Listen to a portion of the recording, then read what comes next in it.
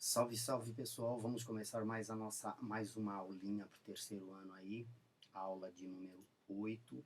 E essa aula é uma aula que a gente vai tratar sobre basicamente a Idade Média. A Idade Média são dois períodos que a gente tem a estudar, o trovadorismo e o humanismo, e esses períodos são muito marcados, entre outras coisas, pela religiosidade.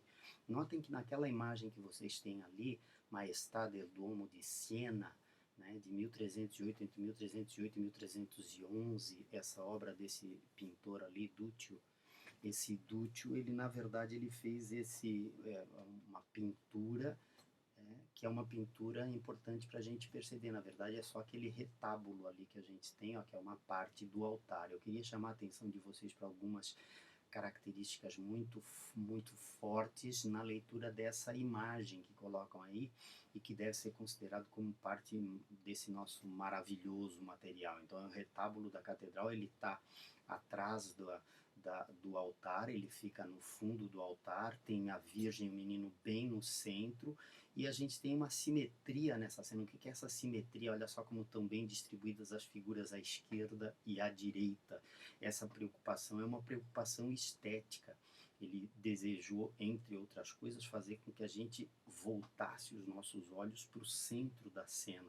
E essa preocupação, essa dimensão estética da arte é uma das características. A forma de atrair o olhar para a figura religiosa também já dá uma outra característica para a gente, que é a característica do ritual, da arte ritualística ou da dimensão ritualística da arte, uma marca muito característica desse movimento, desses movimentos artísticos que se sucedem ali ao longo da Idade Média. Então, um aspecto frequente na arte medieval é justamente essa ideia do caráter ritualístico, né? E para comprovar isso tem toda uma inscrição: Santa Mãe de Deus, trazei paz a Siena, e a vida de Duccio que vos pintou dessa forma.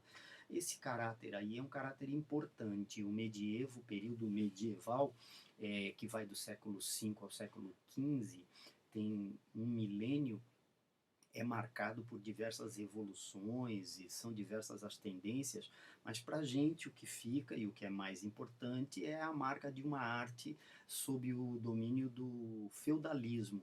Os feudos eram aqueles pedaços de terreno cedidos a um vassalo pelo suzerano, justamente para o vassalo explorar aquele terreno sob as ordens do suzerano, né? Mas esse caráter acabava fragmentando o poder. Vai daí, o único poder centralizado e organizado mesmo era exercido pela Igreja Católica. E é por isso que a Igreja Católica se torna o grande mecenas da época, o grande financiador da produção artística. E aí os valores que vão aparecer muito frequentemente nessas obras de arte são os valores religiosos basicamente cristãos, né? A ideia do teocentrismo, né? O feudalismo caminha lado a lado com o teocentrismo, a Idade Média caminha lado a lado com o teocentrismo, e esse é um caráter importante, é uma arte, uma cultura toda ela baseada em valores espirituais. Como aquela era uma sociedade muito convencional, uma sociedade cheia de regras, de normas e tal, essas convenções também vão ser exploradas ao longo do trabalho desses artistas. E uma das convenções mais marcadas era justamente a convenção do amor. O amor era um amor cortês, a gente não deveria nomear a amada, né, para não ofender a individualidade da amada. A amada era considerada como uma rainha, uma soberana, então o apaixonado invariavelmente vai escrever os seus versos, as suas obras poéticas, se colocando na condição do vassalo. E a mulher é a rainha idealizada, perfeita, bonita, que acaba, de certa forma, tornando o amado em um vassalo, ele é um servo da mulher amada. Esse aspecto é um aspecto que marca o trovadorismo, e o trovadorismo ele começa bem no centro da Europa, aí, ó, né, numa região chamada Provence, e dessa região ele vai se espraiando pelo resto da Europa. Então, tem Minnesänger na Alemanha, tem Trouvert, né, os trovadores provençais, tem trovador na Itália, e vai ter também trovador em Portugal. Então foi um amplo movimento de artistas que acabou se espraiando pela Europa afora ao longo da Idade Média. A gente está falando de um período de um milênio, então ao longo da Idade Média esses trovadores vão migrando para cima e para baixo, levando as suas obras, e aí esses trovadores eram os primeiros grandes poetas. Quando a gente fala de trovador, também cabe a gente chamar atenção para o fato de ser uma arte palaciana, uma arte dos nobres. Ah, não tinha poesia ali pobre, pobre não, não, pô, o populacho também fazia, galera, mas o que sobrou para a gente estudar são aquelas obras mais tradicionais e essas invariavelmente eram compostas muito frequentemente pela nobreza e muito frequentemente até por reis, tá? Então o trovador, ele além de poeta, ele também é músico. E isso vai caracterizar uma poesia feita para cantar, uma poesia cantada. Esse detalhe é muito importante porque a gente vai ver que a grande mudança que vai fazer com que a gente saia do período do trovadorismo para o período do humanismo é justamente o fato de a poesia deixar de ser cantada. Vai daí o Dom Diniz é um outro exemplo de rei trovador, esse aqui já português, e em Portugal demorou um pouco mais a mostrar os seus trovadores, pessoal, sobretudo porque a partir do momento que se tornou independente, né, a Batalha de Aljubarrota, é que a gente considera que Portugal passa então a ser uma nação com os seus artistas nativos, seus artistas nacionais. E isso perdurou ao longo dos séculos XII, XIII e XIV, mais ou menos ali de 1100 a 1502. É importante a gente salientar que o Portugal, se tornando uma nação independente, organizou melhor, até mesmo para o padrão do feudalismo, tá? Organizou-se de uma forma mais adequada, porque era um território pequeno, como a gente pode perceber no mapa. Os livros com as cantigas, que eram as obras dos trovadores, a gente chama de cancioneiros. Então tem os grandes cancioneiros, são cancioneiro da Ajuda, da Vaticana e da Biblioteca Nacional. Outro caráter importantíssimo desse movimento, as obras do período eram chamadas de cantigas, canções criadas e cantadas por poetas chamados trovadores, tá? Então os artistas medievais são os trovadores do trovadorismo, artista, o trovador. E essas canções eram criadas por esses poetas e cantadas por esses poetas. Então eles eram músicos também, claro, eles tocavam também os seus instrumentos e acabaram criando uma grande quantidade de cantigas. A primeira subdivisão que a gente faz é entre cantigas de tema lírico, tá? Cantigas de amor ou cantigas líricas, que falam, óbvio, da temática amorosa, e cantigas satíricas, que aí essas são mais zoadas, essas são mais de brincadeira, às vezes são bem mais violentas, são bem mais... A sátira acaba sendo bem mais caracterizada como sarcástica, como pesada, tá? Então, as cantigas são divididas em dois grandes grupos de cantigas, cantigas de amor e as cantigas satíricas. O que a gente vê aqui é uma cantiga de amigo. Amigo ali, a primeira coisa que eu queria que vocês associassem quando vocês lessem a palavra amigo, que vocês substituíssem essa palavra cantiga de amigo por cantiga de namorado. A cantiga de namorado. Ah, professor, por quê? Porque amigo, lá naquele momento, naquela época, tinha o mesmo significado de namorado. E aí nessa cantiga a gente vê, ai, ai, flores, flores do verde pio, se sabedes novas do meu amigo, ai Deus, Deus, onde é que ele está? Ai flores do verde ramo, se sabedes novas do meu amado, ai Deus, onde ele está? Se sabedes novas do meu amigo, aquele que mentiu do que pôs comigo, aquele que mentiu para mim, aquilo que tinha combinado comigo, ai Deus, onde é que ele está? Então, essa daí é a grande diferença entre a cantiga de amigo e a cantiga de amor que a gente vai ver na sequência. Ou seja, quando a gente lê meu amigo, se a gente pensar que a gente tem um eu lírico falando se sabedes novas do meu namorado, a gente percebe a grande diferença. Qual é essa grande diferença? O eu lírico é feminino, um eu lírico feminino que canta para o seu amado. Então, meu amigo é meu namorado. É óbvio que é uma voz feminina ali no poema. tá? Enquanto isso, as cantigas de amor são diferentes, ó. Nas cantigas de amor, aparece uma palavrinha chamada Senhor, como vocês podem ver ali. Vós me defendeste, Senhor, que significa tu me proibisse, Senhor, tá? Esse Senhor é o vocativo. E eu queria chamar a atenção de vocês para o fato de que naquele momento ainda não se usava senhora e senhor, só se usava a palavra Senhor.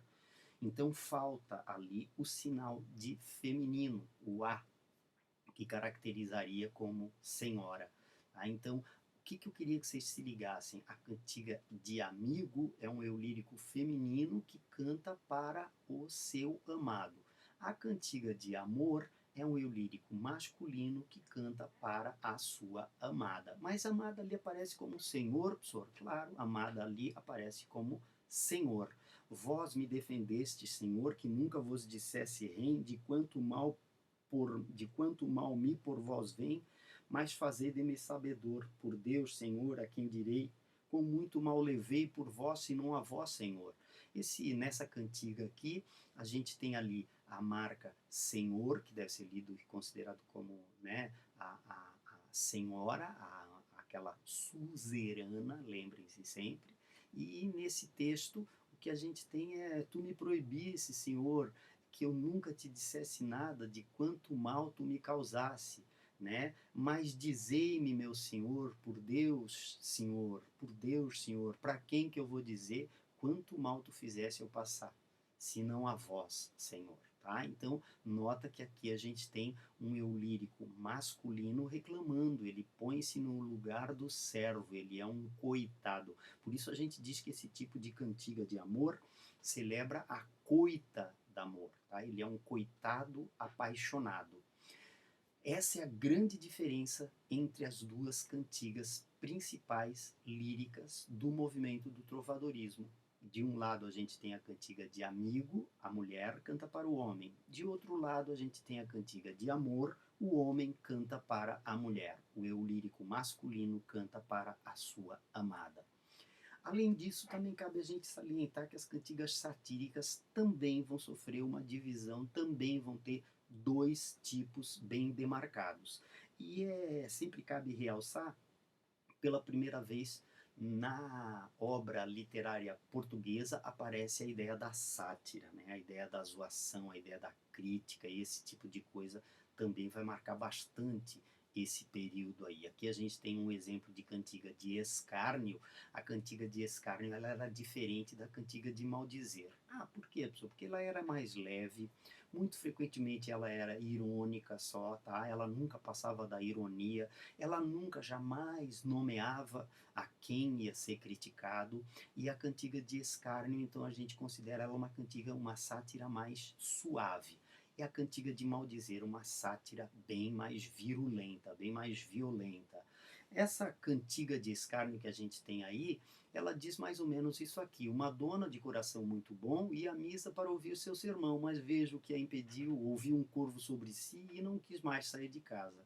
Basicamente a gente tem assim uma brincadeira: ah, olha só, aquela dona lá, ó, tem medo do corvo, escutou o corvo cantar, escutou o corvo voar sobre si, e aí não quis mais sair de casa nem para ir à missa, tá? Então é uma brincadeira menor. Agora, se a gente for avaliar, a cantiga de maldizer é infinitamente mais virulenta. Olha só essa cantiga de maldizer, que a gente tem aqui um fragmento, uma estrofe: ai, dona feia, foste vos queixar que nunca vos louve meu cantar, mas agora quero fazer um cantar em que vos louvarei de qualquer modo, e vede como quero vos louvar, dona feia, velha e maluca.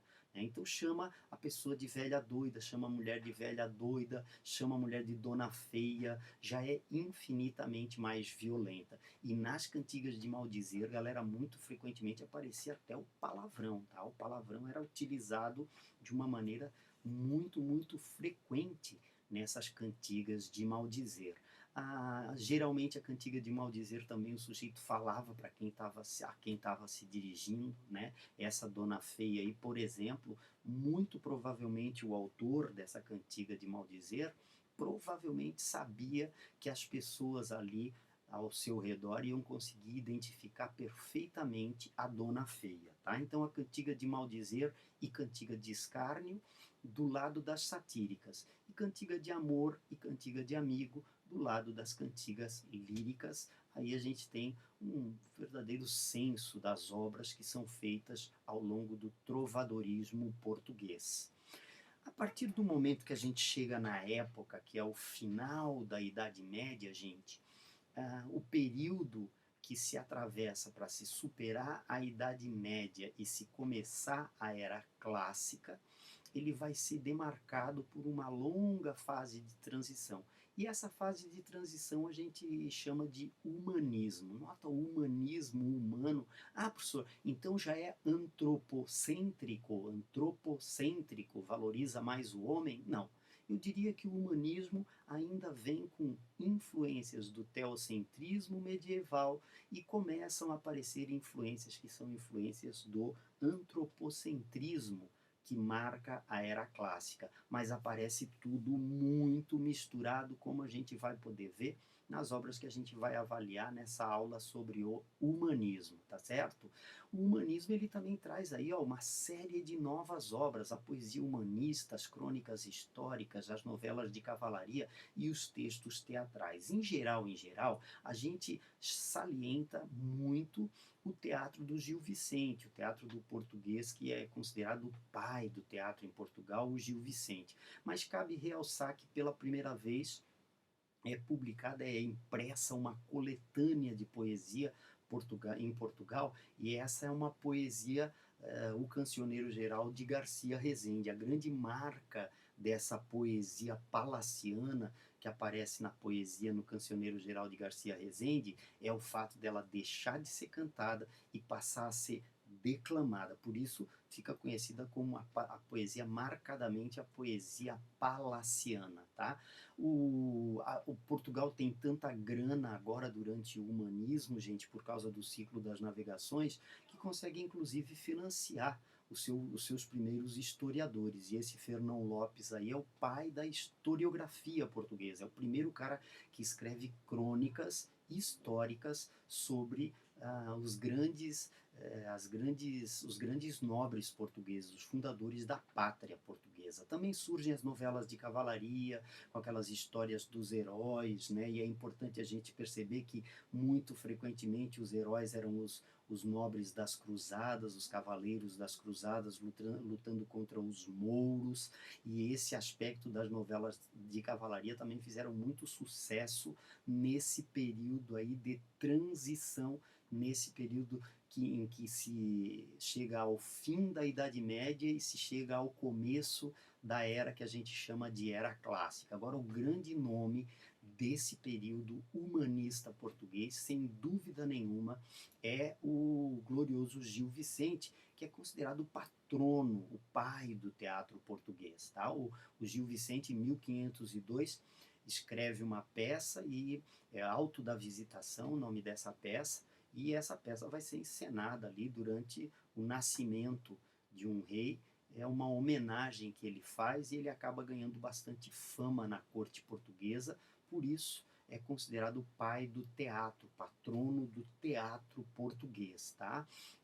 Ali, num primeiro destaque, eu queria chamar a atenção para o fato de que a obra do Gil Vicente vai ter uma série de textos de autos e outra série de textos de farsas. E aqui a gente tem uma diferença que é uma diferença muito clara. A gente costuma situar os autos como obras teatrais religiosas e as farsas como obras teatrais profanas, obras teatrais que falam do cotidiano da gente comum e não de aspectos religiosos. Então, de um lado, o teocentrismo, gurizada, autos. De outro lado, o antropocentrismo, as farsas. Percebeu como num só autor vem tudo muito misturado? Esse é um detalhe importante, tá?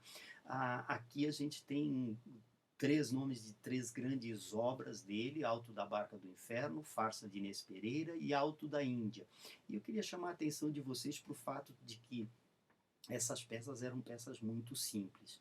Se a gente for lembrar que Portugal está no começo, Portugal inicia-se aí a história de Portugal, é fundamental a gente considerar que as peças eram peças bastante simples, a extensão era curta, não tinha como ter muita produção, né, gente? Basta a gente pensar em Idade Média portuguesa ou final da Idade Média portuguesa. E o detalhe importante dos autos é que esses autos, eles frequentemente, eles têm uma intenção de ensinar, de orientar o caráter didático-pedagógico dos autos. É que nem uma fábula, galera. Quando chega no final, tem uma moral da história, tá? E essa intenção moralizadora, essa moral da história é um detalhe bastante importante dos autos. Só que, apesar de serem autos religiosos, o Gil Vicente fazia muita crítica social. Ele usava os personagens. Ah, aquele personagem ali é um cara que empresta dinheiro a juros. Ah, empresta dinheiro a juros. Ah, tá, beleza, então é um safado, um agiota, é um agiota, tá? Então é importante a gente considerar esse tipo de caráter que, apesar de serem peças religiosas, elas traziam de uma maneira cômica, de uma maneira engraçada, uma crítica social embutida muito forte. E aqui a gente já tem um exemplo da farsa de Inês Pereira, também do Gil Vicente, e a farsa é uma comédia de costumes. O teatro é um teatro profano, né? Existe uma observação da vida cotidiana, ou seja, agora os artistas começam a falar sobre a realidade da vida, do dia a dia, do cotidiano dos portugueses. E esse caráter é um caráter muito importante, muito revolucionário. Basta a gente pensar que antes o grande teatrólogo que é, pontificava, que reinava lá na corte portuguesa, galera, era um espanhol chamado Juan de Lencina. Tá? O Gil Vicente vem para mudar esse quadro, é um português nascido em Portugal, nativo de Portugal, e vai fazer as suas obras preocupados com o registro, né, com o retrato da vida cotidiana dos portugueses daquele momento. Por último, mas não menos importante, gente, era um teatro todo ele escrito em versos, versos curtos, versos rimados. Ah, então a gente tem teatro, que é uma obra do gênero dramático, e a gente tem a obra escrita em verso, a gente tem um pedaço da obra que tem de ser considerada como obra do gênero lírico. Então nós temos o gênero lírico e o gênero dramático. Por isso a gente chama esse de um teatro lírico-dramático, percebeu? Misturaram-se os dois gêneros, o gênero lírico e o gênero dramático. Tá? Um outro detalhe igualmente importante aqui é o conjunto de personagens que ele coloca em cena. O Gil Vicente coloca o frade, que às vezes é um frade corrupto, às vezes é um frade comilão, às vezes é um frade guloso, tá? É um sujeito que só pensa nele mesmo, é um individualista, tem muito a pouco a ver com a ideia de religioso do bem e tal. Ele coloca em pauta a figura da alcoviteira, que era o tipo de mulher que arrumava, às vezes arrumava encontros amorosos, às vezes, sabe, era essa pessoa, a alcoviteira. Ele coloca também a ideia do judeu, sempre considerando que o judeu era muito materialista, gostava muito de dinheiro. Cabe lembrar a vocês que o judeu naquele momento histórico era muito criticado. Ele fala também de outros personagens, como o Onzeneiro, que era um fofoqueiro, né? O Onzeneiro é importante a gente salientar também, pessoal, às vezes isso aí eu vi aí em alguns sites, tá? O Onzeneiro aparece como o sujeito que empresta dinheiro a juros também, tá? Então, ali Onzeneiro é o sujeito que é o intrigante, é o sujeito que arruma intriga, arruma encrenca, é um encrenqueiro, na verdade, tá? E além desse tipo tem o sujeito que é o tolo é o povo, que é enganado por todo mundo, que é o sujeito humilde, que é o sujeito inocente, é o sujeito crente, que acredita em tudo, até porque não mente por causa do medo, né? Ele é um sujeito, nas peças dele, o Joane, o parvo, o tolo, o povo sempre acaba sendo celebrado como o lado bom da história, né? O povo sempre é bonzinho. E o artesão é um exemplo. O que eu queria que vocês se ligassem é que, através desse conjunto de personagens aí, ele acaba representando toda a sociedade portuguesa, né? São grupos sociais. Então o sapateiro não é um sapateiro, o sapateiro representa toda a classe dos artesãos de Portugal. O parvo não é um tolo, um personagem, ele representa o povo português. O onzeneiro, o sujeito que, né, que se aproveita dos outros, que vive arranjando intrigas, ele representa grande parte das pessoas mal intencionadas de Portugal daquela época. Então essas personagens típicas são tipos sociais, representam grupos de personagens. E essas personagens também frequentemente são personagens que são utilizadas, algumas personagens, para representar ideias ou conceitos abstratos, né? O diabo representa o mal. Né? O diabo representa o mal. Já o cavaleiro, que é o cara do bem, que é o cara bom, o cavaleiro representa o bem. Então representam ideias ou conceitos abstratos. Esses personagens são alegorias do bem, representações do bem, metáforas do bem, ou representações, metáforas, alegorias do mal. Desse jeito, o Gil Vicente consegue retratar praticamente toda a sociedade portuguesa da sua época, o humanismo. Nós temos ali uma série de características, talvez um aspecto importante que eu ia pedir para vocês se ligarem, seria na linguagem. Gente, a linguagem é muito trabalhada pelo Gil Vicente. A linguagem revela o grupo social a que cada personagem pertence. É impressionante. A gente pega um auto do Gil Vicente, a gente percebe que o sujeito da nobreza, ele fala de um jeito diferente do sujeito do povo, por exemplo. E esse trabalho de linguagem aqui é excepcional. Para quem estuda, é estudioso dessa temática, é impressionantemente rica. A gente tem uma síntese bem boa aqui nesse nosso materialzinho tópico aí, da aula 8. Aconselho vocês a darem uma olhadinha para retomarem esses aspectos. E aqui a gente já vai para a nossa primeira questão. Na primeira questão a gente tem esse grupo de personagens aqui, uma dupla, o diabo, que dialoga com o frade. Né? O diabo, no caso, fala ao frade: essa dama é ela a vossa, e o frade: por mim a tenho eu, e sempre a tive de meu. Olha só, o frade já é um sujeito que não respeita aquele voto da castidade. Tá? E aí o diabo diz: fizeste bem, que é formosa, e não vos punham lagrosa nesse convento santo, né? Diz o diabo. Pô, mas fizesse bem, ela é bonita, mas lá no convento os caras não te censuravam, não te falavam nada. E o frade responde: eles fazem outro tanto. E o diabo: que coisa tão preciosa. Nota que pra a gente fica horrorizado. Pô, mas o cara não respeitou o voto de castidade? Pois é.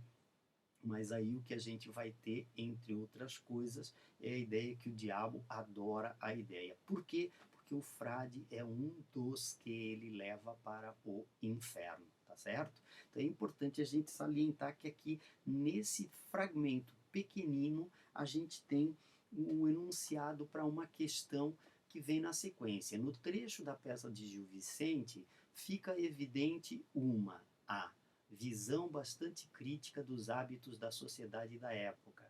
Está clara a censura, a hipocrisia do religioso que se aparta daquilo que prega. Vamos ver. Visão bastante crítica dos hábitos da sociedade da época. Está clara a censura, a hipocrisia do religioso que se aparta daquilo que prega. B. Concepção de sociedade decadente, mas que ainda guarda alguns valores essenciais, como o caso da relação entre o frade e o catolicismo. C. Postura de repúdio à imoralidade da mulher, que se põe a tentar o frade, que a ridiculariza em função de sua fé católica e inabalável. D. Visão moralista da sociedade. Para ele, os valores deveriam ser resgatados e a presença do frade é um indicativo de apego à fé cristã. E a alternativa E, crítica ao frade religioso que optou em vida por ter uma mulher, contrariando a fé cristã, o que, como ele afirma, não acontecia com outros frades do convento. Tá? Então nota que a gente tem essas 5 alternativas aí. Vou dar um tempinho aqui para vocês escolherem a de vocês. 3, 2, 1, 3, 2, 1. Vamos a outra questãozinha. Depois eu dou o gabarito para vocês. A questão 2. Gil Vicente, criador do teatro português, realizou uma obra eminentemente popular. Seu Alto da Barca do Inferno, encenado em 1517, apresenta, entre outras características, a de pertencer ao teatro religioso alegórico. Tal classificação justifica-se por, nessa questão a gente tem que estar ligado naquilo que eu falei para vocês de alegoria, representação, metáfora, tá? Ser um teatro de louvor e litúrgico em que o sagrado é plenamente respeitado. Não se identificar com a postura anticlerical já que considera a Igreja uma instituição modular e virtuosa. C. Apresentar uma estrutura baseada no maniqueísmo cristão, que divide o mundo entre o bem e o mal, e na correlação entre a recompensa e o castigo. D. Apresentar temas profanos e sagrados e revelar-se radicalmente contra o catolicismo e a instituição religiosa. E aceitar a hipocrisia do clero e, criticamente, justificá-la em nome da fé cristã. Essas 5 alternativas que a gente tem aí, a nossa escolha, certo? Beleza.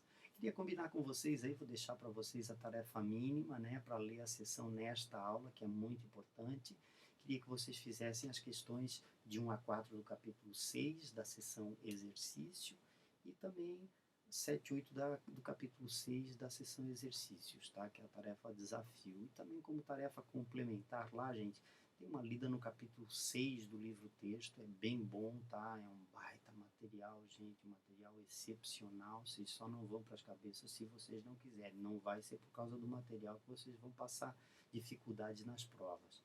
E fazer a questão 10 da sessão rumo ao Enem, tá certo? Que é bem interessante, deixar vocês bem preparados para fazer um grande Enem, tá ok? Um abraço para vocês, obrigado pela atenção e até a próxima.